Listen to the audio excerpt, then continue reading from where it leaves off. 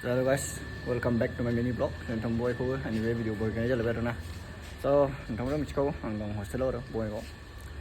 माने दिनैहाय हस्टेल प्रेसार्स दंना एसे साफा खालामदों आरो नोंथाङा नायलांदो आरो मा साफा खालामगासिनो दं। हरै जुनियर्सफ्रा एसे हरैहाय किचेनफोरखौ साफा खालामगासिनो दं नोंथाङा देखायगोन आं।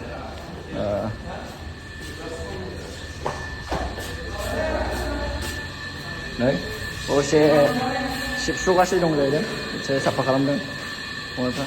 मिन्थुला बोरै दं खबर सबर मोजां दा? मोजां मोनदों दा हस्टेलाव फैनानै?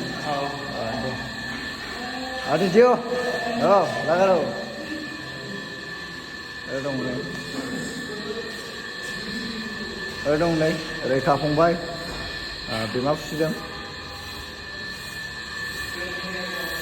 थ' जोंनि प्रग्रामा जागोन आरोना दिनैहाय ओरैनो फिसा आरोखि एसे मोसालाबो दं माने एसे फिसा पार्टि दं आरोखि सथा मथा माने बोरमा बेदर दं बोरमा बेदरजों एसे दिनै पार्टि दं आरोखि बिदिनो माने बारा मानसि गैयाना हस्टेल कलेजनिफ्रायबो ओरै जेबो फान गैया बेखायनो ओरै सथा मथाल' जोङो दा नै ओरै मावलागासिनो दं खौबो फोसाबजों मावो ओरै साफा दा आं गोजौआव थांनोसै आरोना।